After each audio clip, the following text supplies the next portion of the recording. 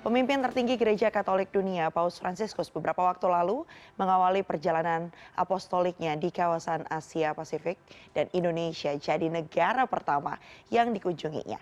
Pada Kamis 5 September lalu, Paus Fransiskus mengunjungi Masjid Istiqlal Jakarta, di mana sempat bertemu dengan sejumlah tokoh agama, diantaranya ada Imam Besar Masjid Istiqlal, ada pula Profesor Dr. Kiai Haji Nasaruddin Umar, dan juga putri dari almarhum Gus Dur, Yeni Wahid, beserta sang ibu, Sinta Nuria Wahid. Kunjungan ke Istiqlal beberapa waktu lalu juga menjadi inspirasi perdamaian antar umat. Untuk mengelaborasinya, makna dari kunjungan yang jadi simbol perdamaian serta toleransi antar umat ini, kita langsung terhubung dengan Direktur Wahid Institute, Mbak Yeni Wahid. Selamat siang, terima kasih sudah berkenan dialog bersama kami, Mbak Yeni. Terima kasih, selamat siang. Salam dari Banda Aceh. Wah, lagi pon nih kayaknya ya, Mbak Yeni ya. Lagi panjat tebing Betul, nih. Mbak. Baik, Panjat tebing. betul. Kemarin panjat doa dengan Paus, sekarang balik lagi panjat tebing. Masya Allah, luar biasa. Terima kasih ya Mbak sudah meluangkan waktunya. Mbak Yeni, tapi yang pasti di tengah begitu euforia gegap gempita dan juga bagaimana suasana damai yang juga ikut terasa bagi seluruh umat beragama saat kunjungan Paus Fransiskus, yang ingin ditanyakan utamanya, kesan apa sih Mbak yang kemudian didapat dari kunjungan dari perjalanan apostolik Paus Fransiskus ini? Saya rasa ada banyak sekali kesan-kesan positif ya, baik bagi Indonesia sendiri maupun saya rasa dari rombongan Paus Fransiskus yang saat ini sudah pergi ke daerah-daerah lain ya, negara lain. Yang pertama, kalau untuk Indonesia sendiri, ini memperlihatkan Indonesia sebagai negara yang sangat ramah, sangat toleran, sangat menghargai perbedaan. Nah, semua dunia mengerti bahwa Indonesia ini adalah sebuah negara dengan masyarakat mayoritasnya Muslim, tetapi bisa dengan penuh kehangatan menerima Paus Fransiskus. Bahkan banyak pertanyaan sebelumnya ya dari beberapa jurnalis luar negeri yang berinteraksi dengan saya. Kenapa memilih Indonesia misalnya? Ini kan ada simbolisme yang kemudian muncul keluar. Indonesia penduduknya mayoritas Muslim menerima pemimpin gereja Katolik yang juga seorang kepala negara. Kita sama-sama tahu umat Katolik seluruh dunia itu ada sekitar 1,3 miliar manusia jumlahnya. Jadi besar sekali umatnya, dan kemudian pemimpin gerejanya kita sambut dengan penuh kehangatan, dengan penuh toleransi, dan melakukan banyak sekali kegiatan bersama-sama. Itu banyak ya simbol-simbol positif yang kemudian keluar dari ini. Lalu kemudian Paus juga mengomentari soal Bhinneka Tunggal Ika yang beliau kagumi. Tentu ini kemudian akan menjadi siar bagi Indonesia, bagaimana Indonesia bisa mengelola perbedaan dengan sangat baik, bisa mengelola kebinekaan dengan sangat baik. Itu sih Mbak menurut saya. Baik, kalau bicara soal nilai-nilai yang bisa kita teladani dari sikap Paus Fransiskus, apa saja sih Mbak menurut Mbak Yeni? Apalagi kalau kita kaitkan dengan bagaimana keteladanan, kerukunan ini bahkan melampaui sekat-sekat agama yang ada di dunia. Betul. Kalau kita lihat ya, Paus Fransiskus kan sosoknya sangat sederhana sekali, sangat humble, sangat rendah hati.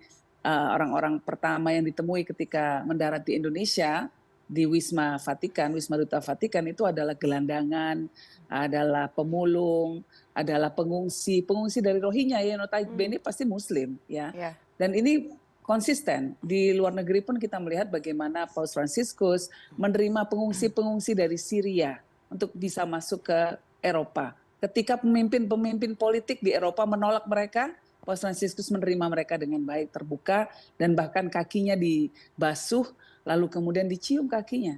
Ini kan luar biasa sekali, sekat agama sudah terlampaui. Bagi saya pribadi nih ya, kalau saya boleh cerita gitu ya, bagi saya pribadi, Paus Fransiskus ini sangat mengingatkan saya akan almarhum bapak saya, yang bisa menempatkan kemanusiaan sebagai sebuah guidance atau sebuah haluan gitu ya, sebuah cara berpikir, cara bertindak gitu ya. Tujuan kita sebagai orang beragama, umat beragama, ini adalah untuk melindungi semua makhluk Tuhan, tidak terkecuali siapapun mereka. Nah, ini kan sikap yang selalu ditunjukkan oleh Gus Dur selama ini. Lalu ada juga persamaannya Mbak, komitmen soal social justice atau keadilan sosial. Kita melihat bagaimana Fransiskus sangat kritis terhadap berbagai macam hal-hal yang beliau katakan hedonisme, materialisme dan lain sebagainya yang berlebihan, yang kemudian membuat orang terpinggirkan ya. Perhatian beliau adalah kepada orang-orang yang papa, kepada orang-orang yang miskin, kepada orang-orang yang termarginalkan. Nah, hal-hal semacam ini yang menurut saya kita bisa ambil suri tauladannya dari Paus Fransiskus, dan yang bagi saya pribadi mengingatkan saya akan sosok ayah saya. Baik, Mbak Yeni juga sempat hadir dalam dialog lintas agama yang digelar saat itu ya, dihadiri oleh Paus Fransiskus. Boleh dong Mbak Yeni cerita pengalaman pribadinya saat kita sempat lihat bahwa ada foto-fotonya Mbak Yeni dan juga Ibu begitu saat bersamaan ada sempat dialog mungkin yang diutarakan atau disampaikan. Ya, saya sempat mengutarakan kepada beliau dengan sedikit bahasa Italia yang terpatah-patah bahwa kami umat Islam Indonesia itu sangat menghargai beliau. Nah, itu yang saya sampaikan pada beliau. Beliau juga sangat berterima kasih. Nah, kita lihat bahwa beliau juga memuji ya terowongan toleransi, memuji Masjid Istiqlal, memuji umat Islam, memuji banyak hal dari Indonesia yang menjadi prinsip bagi beliau untuk bisa mengatasi kompleksitas masalah di dunia.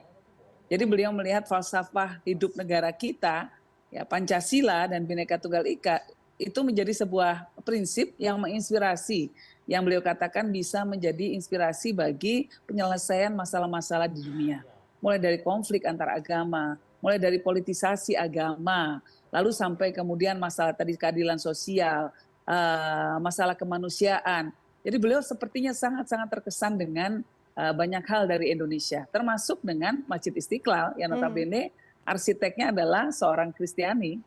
Iya, jadi toleransi antar umat beragama ini kembali seakan diingatkan ya dengan kunjungan atau perjalanan apostolik dari Paus Fransiskus. Kita tahu bahwa Paus terakhir yang datang ke Indonesia itu bahkan sudah lebih dari 3 dekade lalu dan satu pengalaman yang luar biasa, kedamaian terasa saat Paus Fransiskus akhirnya kemarin menjalankan perjalanan apostoliknya di Indonesia salah satunya. Terakhir Mbak Yeni, ke depannya bagaimana kemudian Anda melihat perjalanan Paus Fransiskus ini ke Indonesia dan dampaknya secara umum begitu bagi Indonesia dan kerukunan umat beragama yang ada? Ya, menurut saya bagus sekali ya, karena ini akan menjadi penyatuan kekuatan-kekuatan di dunia. Tetap dengan identitas agama kita masing-masing, tetap dengan akidah kita masing-masing, syariah yang kita ikuti berbeda, tidak apa-apa. Tetapi kekuatan dua agama besar ini kita harapkan bisa mengubah banyak hal di dunia. Salah satunya misalnya adalah tentang konflik yang terjadi di Gaza. Bagaimana Paus Fransiskus, kita punya kesamaan loh, posisi kita dengan Paus Fransiskus, yaitu bahwa kita semua menyerukan penghentian kekerasan, penghentian pengeboman di sana, ada gencatan senjata. Dan kita sama-sama mengakui negara Palestina merdeka. Paus Fransiskus juga sama. Sudah bertemu dengan Mahmud Abbas misalnya. Lalu kemudian Paus yang dulu ketemu dengan Yasser Arafat. Jadi banyak titik-titik persamaan kepentingan yang kita bisa perjuangkan bersama-sama dalam konteks global. Belum lagi kalau bicara soal model kayak perubahan iklim ya. Bagaimana faith-based movement, bagaimana gerakan-gerakan berbasis agama bisa dipakai untuk menggerakkan masyarakat untuk membuat kebaikan, menyebarkan lagi kebaikan di tengah-tengah masyarakat.